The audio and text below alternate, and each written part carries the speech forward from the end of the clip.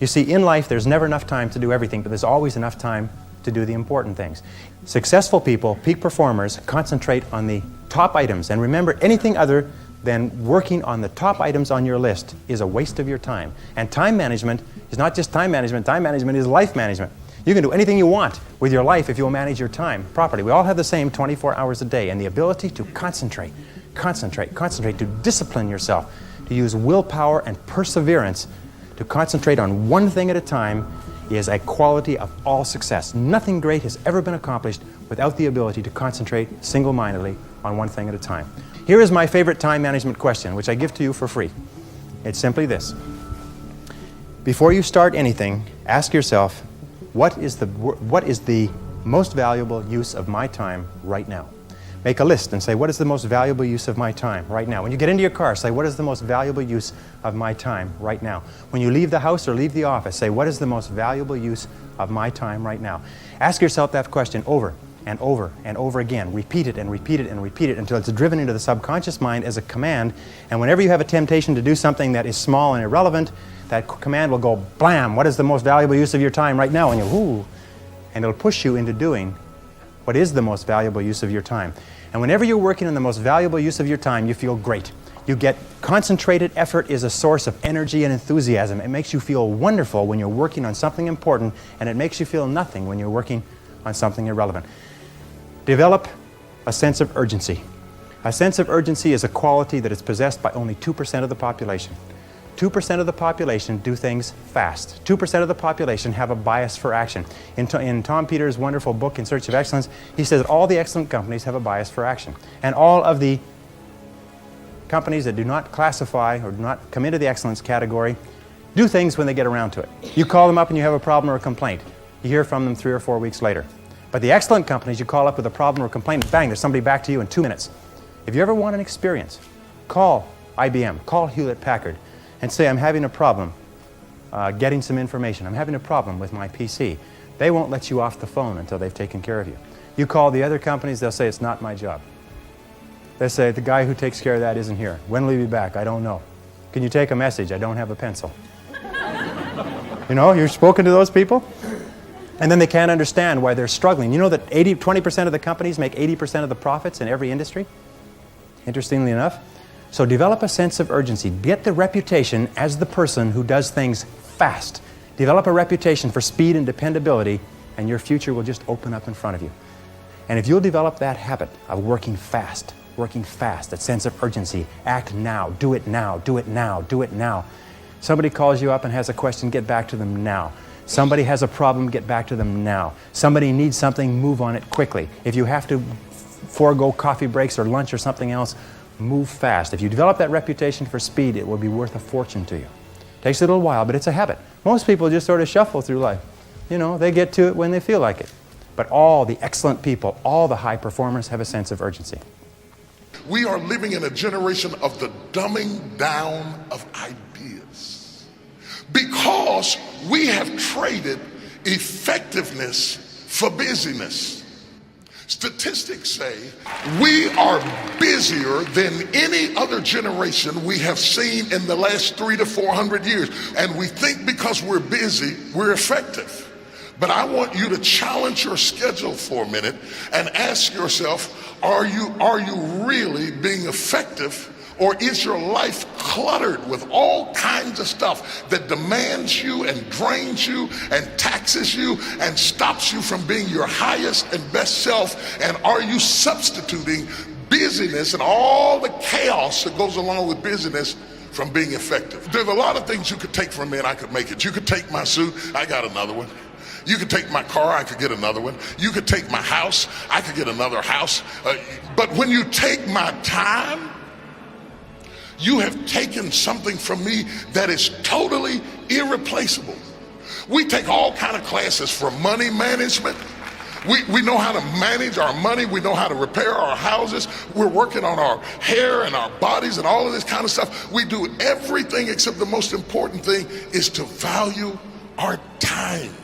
We are not using our time, our energy for our highest and best use. And something in the back of this brain back here is going ding, ding, ding, ding, ding, ding, ding, ding, ding. you're missing it. You're missing your life, your purpose, your passion, your excitement, your enthusiasm. Every moment is a gift. Every second is a gift. Every thought is a gift. Every idea is a gift. Every opportunity is a gift. Everybody you meet is a gift. You are gifted with opportunities, and I want to show you how to begin to maximize what you've got. Now, no matter what field you're in, no matter what field of endeavor, no matter what work, no matter what activity, there is one thing that all successful people have in common, is that they are good time managers. And the reason they are good time managers is because they recognize that time management is life management. Successful people, winners, use their time well. Losers do not. I am going to give you 21 of the very finest time management ideas ever developed. If you use these ideas systematically, you can increase your personal productivity by 2 or 3 hours a day. You can increase your income. You can increase your rate of promotion. You can increase your life satisfaction. You can even increase the length of time you live. The question is, how badly do you want to learn how to manage your time well? How much effort are you willing to put into it? So let's get started. The first idea, the most important of all, the core of time management, the axle around which the wheel of life turns, is goals. What are your goals? What is it that you want to be or to have or to do? What is it that you want to accomplish in the next 1, 2, 3, 4, 5 years? The top 3% in every field have goals. The balance of the population have either very vague goals or no goals at all. So the question you have to ask yourself is, who am I? Where am I going? What do I want to accomplish? And there are 3 major areas of goals that you have to think about. The first is your personal and your family goals. These are the reasons why you're alive.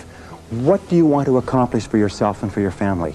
Write them down. Define them clearly. The second set of goals that you have to ask is your business, your career, your financial, your material goals.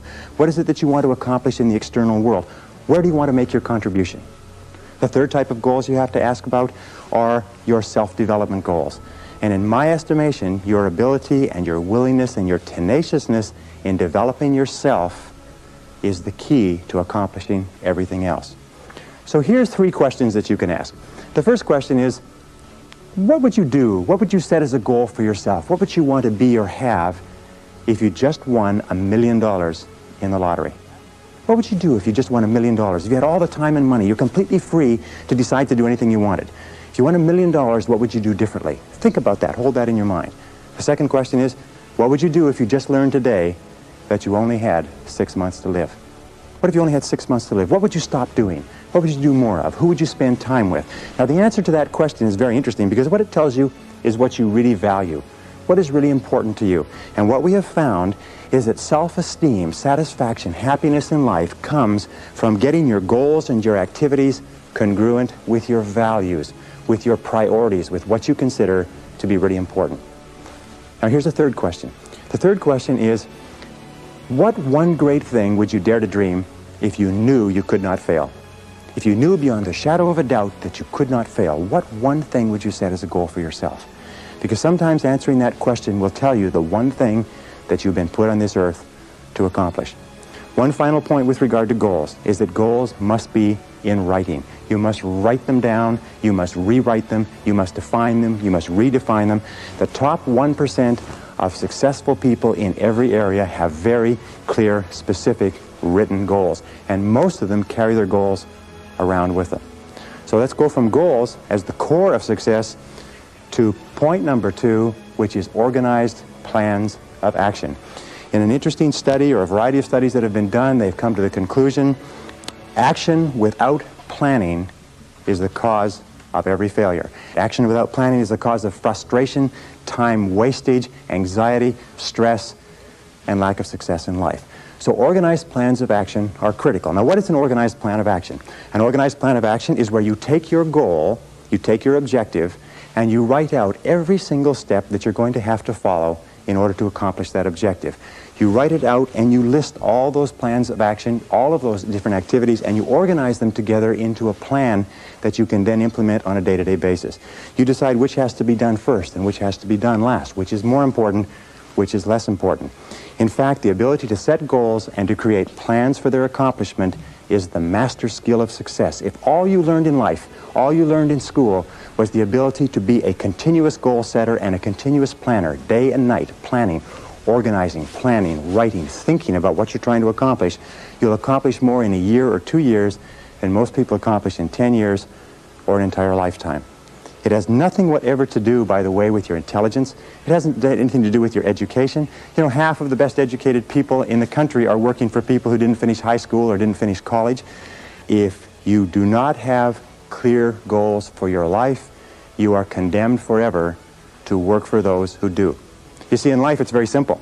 Either you are working toward the accomplishment of your goals or you're working toward the accomplishment of other people's goals. Very important. Now, the third point in excellent time management is analysis. Make a list. How do you make a list? And you make your list for each day the evening before. And you always work from a list. Now, why do you make it the evening before? The primary reason is if you make a list the evening before, the subconscious goes to work on your list while you're asleep. And during the night, the subconscious will solve problems and bring insights to you. You'll wake up in the morning with insights, ideas, intuitions, answers that will make your day more productive. Now, the second reason that you use a list is because if you don't have a list, it's like driving down the street in a car with no steering wheel. You just drift, and every bump, every interruption, everything that happens sets you off in a different direction. A list gives you a track to run on for the entire day. Another reason that you use a list is because with a list, you can analyze where you are. You can tell what is more important and what is less important. You can tell what is irrelevant, what can be delegated, what can be delayed, what can be put off. That when you use a list and you work down the list and you check things off, each time you check something off on a list, it gives you a feeling of accomplishment. It's been well said that happiness is the progressive realization of a worthy ideal. That happiness is the step-by-step accomplishment of the tasks necessary to accomplish a worthy ideal. And a successful life is based on a series of successful days, and a series of successful days is based on working on a list, one step at a time. Okay, now the fourth principle for effective time management is to set priorities. It's interesting, there are many people who have goals, vague or clear. There are many people who do make plans, but the biggest single problem in human life is setting priorities, determining what is relevant and what is irrelevant. And in setting priorities, an Italian economist named Vilfredo Pareto in 1895 came up with a principle which is called the Pareto Principle. We call it the 80-20 rule. It says that 80% of the value of what you do will be contained in 20% of the things that you do. What does this mean? It means that if you make a list of 10 things that you have to do today, you will find that 2 of those things are worth all of the others put together. Now, the difference between highly effective people, as Vilfredo Pareto said, was that highly effective people work on the vital few versus the trivial many. The difference between the two is that ineffective people work on the trivial many. They work on things that are fun. They work on things that are easy. They work on little tasks, fun tasks, irrelevant tasks, but they keep putting off and delaying working on their major tasks. So the key to success is always be asking this question: what is the most valuable use of my time right now? So always before you begin, ask yourself, is this the most important thing I could be doing? Is this my top priority task? Does this give me the highest payoff? Is this the most valuable use of my time? The fifth key idea in time management, which I am a fanatic on, is concentration. Learning how to concentrate is absolutely essential to success. As a matter of fact, it is impossible for you to accomplish anything worthwhile in life without the ability to concentrate single-mindedly on one thing at a time and stay with it until it's complete. In fact, time and motion studies have shown that if you start a task and you put it down and you come back to it and pick it up and start it and put it down and come back to it and pick it up, that it will take you as much as 500% of the necessary time to do a task than if you picked it up and carried it through. Alec McKenzie, great time management expert, Alec McKenzie calls this single handling. Once you have made a list of what you have to do, organized your goals, determined the highest and most valuable priority, then pick the most important thing and begin working on it and stay with it until it's finished. Now, people say, well, if I stay with this task until it's finished, I won't get anything else done. That doesn't matter. If it's the most valuable thing that you have to do, it's the most important thing that you could be working on. Now, it's a wonderful thing. When you concentrate and work intensely on an important task, it gives you a feeling of energy and enthusiasm. When you complete an important task, your self-esteem goes up. You feel like a winner. You feel great about yourself. But if you work away on low-priority tasks, even if you complete them and do them well, you don't get any bang for the buck. You don't get any excitement or thrill from doing something that's not important. As a matter of fact, most stress, anxiety, frustration in the world of work today comes from working very hard on irrelevant tasks. Benjamin Trigo said, if it's not worth doing, it's not worth doing right. And I think it was Drucker who said, the very worst thing in the world is to do very well what need not be done at all. The sixth key to time management is deadlines. How do you set deadlines? First of all, when you set the goal, when you specify the task, set the deadline when it's going to be accomplished. Always set the deadline with lots of room to spare, and always try to finish before the deadline. Tell other people that you're going to finish by this deadline. Promise others that you'll have your work done. It's a powerful way to act as what is called a forcing system. A forcing system is something that motivates you to stay at it. Because if you don't set a deadline and give yourself a forcing system, you fall into the trap of what is called Parkinson's law. Now, Parkinson's law says that work expands to fill the time allotted for it. That if you have 2 hours of work to do and 8 hours of time, you will stretch that work over 8 hours. Parkinson's law also says that work contracts to fill the time allotted for it. If you have 8 hours of work to do, and because of an emergency you have to have it done in 2 hours, you will get it done in 2 hours. Highly effective people are always setting tight, stringent, disciplined deadlines on themselves so they get more work done in a short period of time rather than less work done in a long period of time. Does this make sense? The next principle, number 7, is what is called the time log, which is writing down and keeping track of where your time is going. All effective people know where their time goes. Now let me tell you an interesting principle with regard to time management. It is this, is the more important you are, the more successful you are, the more you tend to measure out your time in minutes. The less successful you are, the more you tend to measure out your time in hours, days, and weeks. The average person thinks of terms of morning or afternoon. The above average person thinks of hours. The successful person thinks of half hours. The very successful person thinks in terms of minutes. They allocate their time carefully. Now the only way that you can do that is what? Is you've got to keep track of what you're spending your time on. 60, 70, 80% of people are not aware of how they spend their time. They think they spend a lot of time in meetings. It turns out they spend a lot of time socializing. They think they spend a lot of time working on reports. It turns out they spend a lot of time on the telephone. They think they spend a lot of time doing important jobs. It turns out they spend a lot of time wasting time. So keep a time log, or just keep a sheet, and whenever you have a chance to look at your watch, write down what you're doing at the time. Or have somebody else watch what you're doing and feed back to you how you're spending your time. And then you have to ask, is how I'm spending my time consistent with my major goals, my top priorities, my high payoff tasks? And you'll find that it's not. And you'll also find that you feel frustrated and you feel stressed if you are not working your time on the things that you're supposed to do. So keep measuring your time, logging your time, analyzing your time. How am I spending my time? Am I spending my time on the things that are important to me? Am I spending my time on the things that give me a big payoff? And if you're not, keep adjusting and modifying your schedule. A very interesting point with regard to the time log is that self-discipline is critical. You've got to discipline yourself, and you've got to measure and analyze your time every single day, or you slip off it again. The next principle is the principle of procrastination. There's two kinds of procrastination. There's positive procrastination and negative procrastination. Positive procrastination is when you procrastinate on doing low priority tasks. It is when you procrastinate on doing things that do not contribute very much to your major goals. Negative procrastination is when you procrastinate on what is called your most important tasks. Now there's an interesting point, is that their tasks are either urgent, which means they have to be done now, or they are important, which means they don't have to be done now, but they have a very high impact on your future. We have a natural tendency to always do what is urgent rather than what is important. Important tasks are seldom urgent, and urgent tasks are seldom important. So you overcome procrastination with a very, very simple method. It was developed by W. Clement Stone when he was a young man. He built a fortune of $500 million, and this is one of the central principles of his life. It's simply this. Every morning when you get up, say over and over to yourself, do it now, do it now, do it now, I do it now, do it now. Whenever you have this tendency to procrastinate, program your subconscious mind with this automatic conditioned command, do it now, do it now, do it now. Do you know that less than 2% of the population have a sense of urgency? And that there's not an example of a successful person anywhere who does not have a sense of urgency? That if you just develop a sense of urgency, when somebody gives you a task, that you get on it and do it fast, that alone will move you into the top ranks in a very short period of time. Number 9, Delegate.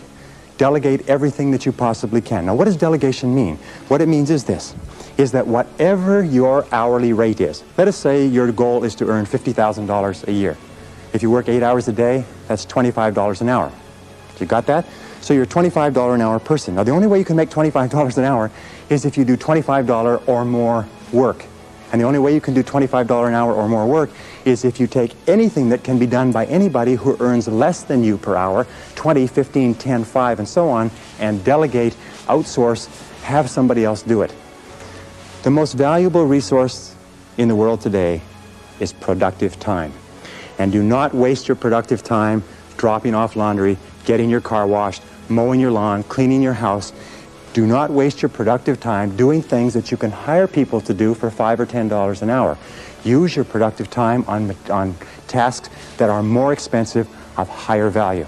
Delegate everything that you possibly can. In fact, its general conclusion is this, is that if you cannot delegate, if you cannot get other people to do things of lower priority for you, you cannot grow, you cannot develop, you cannot be successful.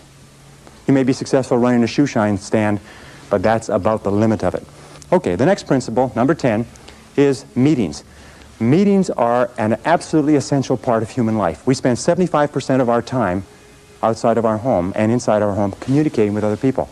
I read a statistic recently that says that the average person spends 3 to 5 years of their life in meetings. The average business person spends 25% of their day in meetings and is wasting more than half of that time. So here are some of the keys to using meetings as an effective business tool. Number 1 is have a purpose for a meeting. Make sure that it's crystal clear at the beginning what the purpose of the meeting is. If you are the person organizing the meeting, when you start the meeting, you say the purpose of this meeting is. And if you are not, when you sit down, you ask the person who is chairing the meeting, what is the purpose of this meeting? You look upon a meeting as an investment. Take the time, the dollar value of the time of each of the people at the table, and look upon it as an investment of that many dollars in time. Best way to save time in meetings is what? Is don't go at all. If you can possibly avoid a meeting, don't go to it. If there's no need for you to be there, get the report on what happened later. Second thing we do when you do go to meetings is make sure that there's an agenda. An agenda is like a list. It's a track to run on. If the chairperson doesn't have a list, offer to put together a list or an agenda for them. Even if you just write it out and photocopy it, it's better than no list at all. Deal with the most important items first. When you have finished your contribution, ask if you can be excused. And start and stop the meeting on time. Now, what's the biggest time waster in meetings? In my estimation, it's 2 things. The meeting goes off track and the conversation becomes irrelevant. Or second of all, people wait until the latecomer shows up. So here's the basic rule with meetings, is always assume that the latecomer is not coming at all and start the meetings punctually. Start and stop the meetings at the specified time. Say the meeting will start at 8, end at 9, and at 9 o'clock, wrap up the meeting. Number 11 is interruptions. The biggest single time wasters in the world of work within the office are interruptions. And the 2 major types of interruptions are telephone and walk-in visitors. People that just drop in to socialize and to talk to you. So how do you deal with these interruptions? Let's talk about the telephone first. The way that you deal with telephone interruptions is to remember this. When you were a child, the telephone was where you got phone calls from your boyfriend or your girlfriend. Today, we still are conditioned to have an irresistible urge to answer the phone. As a matter of fact, it's been demonstrated that you can get through to people on the phone that you could never get to physically, because people cannot resist answering a ringing phone. You have to discipline yourself to remember that if it's important enough, they'll phone back. So here's some of the things you do with telephone calls. First of all, have your calls held. Tell somebody you're going to be in a meeting, you're going to be working, and have all your calls held for 2 or 3 hours, and then phone back all at once. Second of all, with regard to interruptions, if you don't have somebody to hold your calls, do what I do when I work at home. I unplug the telephone. Now people say, well, what if it's important? If it's important, they'll call you back. Another thing that you can do if you can't stand unplugging the telephone is put on an answering machine and have the calls captured with an answering machine and then call them back at your own leisure. But don't be a slave to the telephone. The next principle with regard to interruptions is people. Most people are time wasters. That's the basic rule. Most people are time wasters. They waste your time, they waste their own time, they waste other people's time, and you have to be alert to it. So when a person comes in and they want to talk, they drop in without notice. The very fastest way to get rid of a person is to stand up when they walk in. If you stand up and stay standing up, they won't sit down. And you can lead them out by saying, there's one more thing before you go. and then just say it and lead them to the door. If necessary, and I've had to do this on occasion, a talkative person comes into my office, I get up and I start toward the door and I say, I was just leaving, and I leave, and the person follows me out and goes on somewhere to bother somebody else, and then I go back into my office. Now, another key management principle, and in management, in time management, in personal management, this is essential. It's what is called key result areas. In other words, it is the key results that you have been hired to accomplish for your business. Even if you own your own business, you are still subject to key result areas. And the way that you find out your key result areas is you ask yourself this question over and over again. Why am I on the payroll? Why are you on the payroll? What have you been hired to accomplish? So you have to ask, what are the core functions of your job? What are the goals of your job? Now, many people say to me, well, I'm not sure. Do you know what the major reason for stress in the American workplace is today? Is people don't know what's expected. I would say 80 or 90% of people out there do not know what's expected. They're not sure why they're on the payroll. And here's a very simple technique for it. Go to your boss with a list of everything that you do and ask your boss to organize it in order of priority. Say what's number one, what's number two, what's number three, what's A, B, or C. Help him or her organize your list in order of priority and give it back to you. I promise you, you'll be surprised. But why is it that you absolutely have to know why you're on the payroll? It's simply this, is that you cannot perform excellently, you cannot do superior work, you cannot be promoted, you cannot get a raise unless you are doing and doing well the key things that your boss has hired you to do. Okay? The next, number 13, is batching tasks. It's interesting that there is what is called in the world of work a learning curve. A learning curve says this. It says when you do a job the first time, it takes you the most amount of time to do it because you're learning how. The second time it takes less. The third time it takes less. The fourth time it takes less. In fact, the learning curve theory says that you can decrease the amount of time by as much as 80% if you do the same job over and over again over a period of time. So batching your tasks is a major time management tool. What does it mean? It means that if you're going to make phone calls, make all your phone calls at once. Have your calls held, make them all at once. If you're going to do invoices, do all the invoices at once. If you're going to do correspondence, do all the correspondence at once. If you're going to read and catch up, read everything at once. It's been found that if you do this on a regular basis, you'll get so much more done by doing it and concentrating on batches of tasks than if you did not. So batch your task whenever you possibly can. Imagine what most people do is they do a little bit of telephone call, a little bit of correspondence, a little bit of this, a little bit of that, and they have no learning curve at all. Each one takes the maximum amount of time. So batch your tasks. Put groups of tasks together at once and do them at once. Okay, the next principle is neatness. Every single study that has been done says this, that if you will just clean up your work environment so it is completely neat and everything is off of your desk or your workplace except the one thing you're working on, that will increase your productivity by 20 to 40%.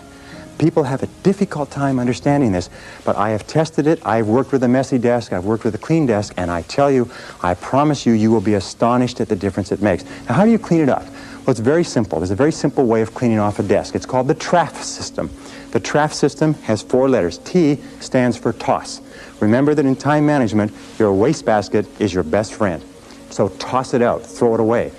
R stands for refer, which means it's not relevant to you, so you refer it to somebody else. A stands for action. And what you do is you take a file folder and you put it into an action folder, so it's out of the way. And F stands for file. File it away, do something with it. But before you file, always ask this question, what would happen if I didn't have this document? What would happen if I never could find this again? And if it's not particularly serious, throw that away too. Once you've done that, TRAF, you've tossed it, referred it, filed it, or put it in an action file.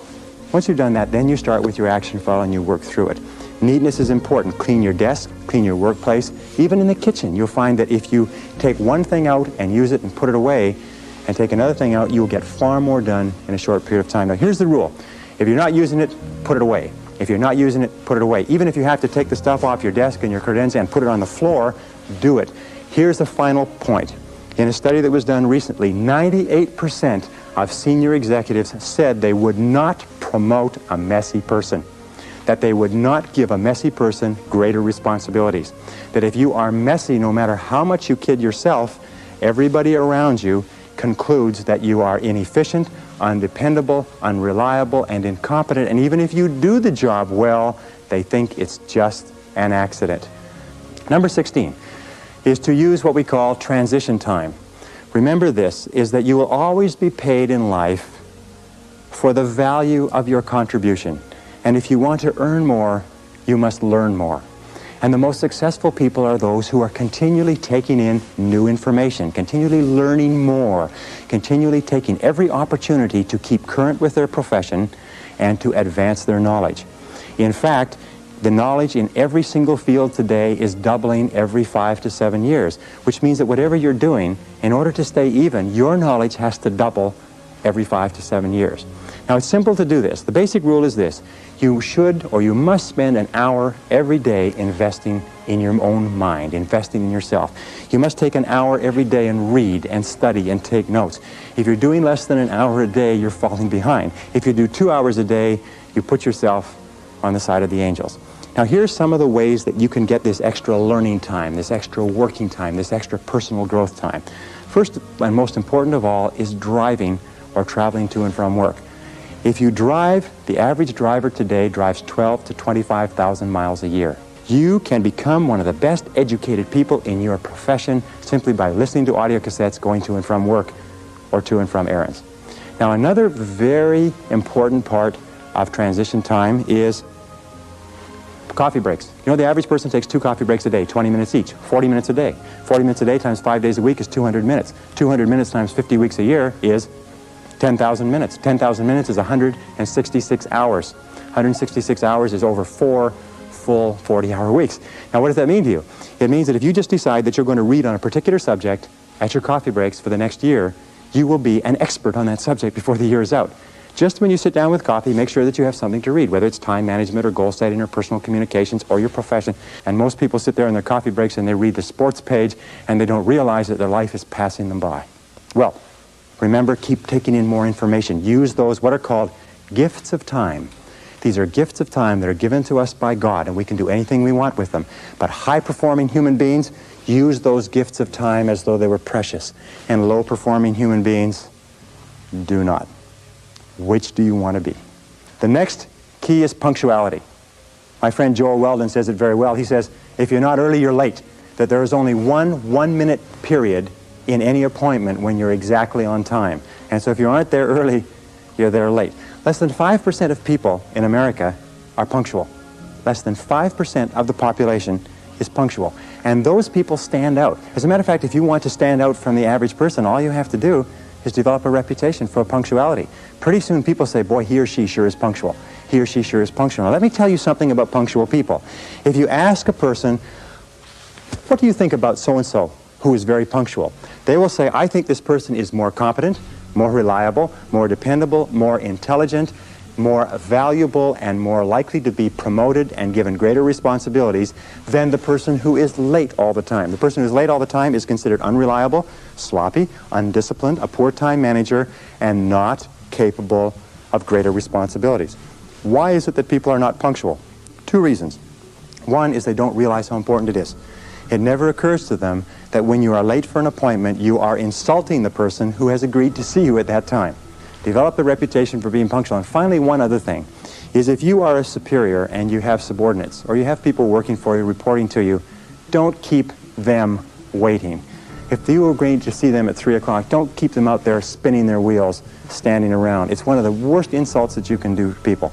And if I could just come back one more time, with regard to communications, you know one of the great time wasters in life, this is aside from the points that we're talking about, is lack of concentration, distraction, fatigue. It's not paying attention. If somebody comes in to see you, cut off all phone calls, close the door, clear your desk, and concentrate single-mindedly on a person. 10 minutes of concentrated conversation will clear up more than 1 hour of interrupted conversation. Pay attention, take notes. Now, number 19 is called work simplification. Always be looking for ways to do tasks faster, easier, cheaper, quicker, better. Always be looking for ways to do them faster. As a matter of fact, over and over again, individuals have put their careers on the fast track by finding ways to streamline existing processes. Now, here's a couple of other ideas which have been very useful to me in terms of getting more done in a short period of time. Here are the 6, maybe 7 key ideas. If you want to get more done in a given period of time, or if you want to get more done, period, you can do 1, you can work longer. In other words, you can spend more hours working. But that's not a great idea because your productivity starts to drop off and you start to make mistakes, which you have to come back and correct and so on. Number two is you can work faster. You can get more done within a short period of time. Number three is you can do fewer things, but do more important things, do higher payoff tasks in the same period of time to increase your productivity.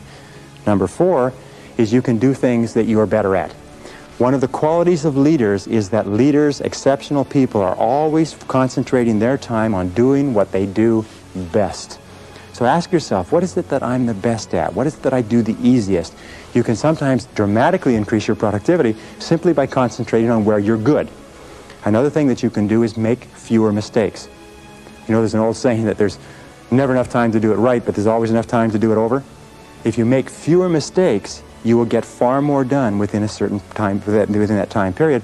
And the last thing, which many people miss, is do things together. Teamwork. Putting a group of people together to work on a complex project can sometimes get the project done in 2 hours, whereas it would take another individual 8 or 9 or 10 hours. So do things together. Work as teams with other people. Those are the keys. But work simplification means always finding faster, easier, newer, quicker, cheaper, more efficient ways to do what you're doing. Number 20 is the magic word. The magic word in time management is no. Learn to say no to activities, tasks, responsibilities, and obligations that do not contribute to the most important goals that you have set for yourself. It's incredible how much of your life is taken up by people who ask you to do things and you do it because of a sense of obligation. Let me tell you, as I said to you before, most people do not value their time, so they don't value yours. Now, how do you deal with a person who you know, who you like, who you respect, who asks you to do something? Very simple. When they ask you to do something or work on a committee or take on a project, ask, especially if you have, and it's not if you're boss, but especially if you have control, is say, let me think about it and get back to you. There's an old saying that delay is the cruelest form of denial. If they press you for a decision, say, I cannot make a decision now, I have to think about it. And after you've thought about it for 24 hours, call them back and say, I've thought about it, I simply don't have the time. But thank you very much for thinking about me, and get on with the rest of your life. You know what Nancy Reagan says? Nancy Reagan says, just say no. And finally, number 21 is balance. In all of time management, you have to ask this question, is what is the purpose of managing your time well? What is the purpose of getting an extra 2 or 3 hours a day? And the purpose is to enhance and improve the quality of your life. And the most important things in a person's life are their health, their peace of mind, and your relationships. In fact, the quality of your relationships is the true measure of your quality of life. So take time to invest time in your relationships. Spend time with the people who are close to you, your spouse, your loved ones, your parents, your children. Take time, because that's what life is. Life is managing your time so that you can do the things that are most important to you. Do you know how much time the average working parent spends talking to their child in America today? 30 seconds per day. Do you know how much time the average couple spends talking together?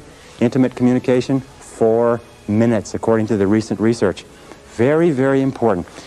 If you want to be successful in life, you've got to be sure what your priorities and values are, and your highest value must be the people that you love and the people who love you. They must be your health, they must be your energy, they must be your peace of mind, they must be your emotional and spiritual development. They must be the completion of you as a human being. So when you are using all these time management techniques, remember that the purpose of using these time management techniques is to enhance the overall quality of your life. Ask again, what would you do if you only had 6 months to live? What would you do if you only had 6 months to live? Who would you spend your time with? Where would you go? What would you want to do? What would be important? What would be unimportant? If you ask that question over and over again, you'll have a tendency to keep your life in balance. Everything in moderation.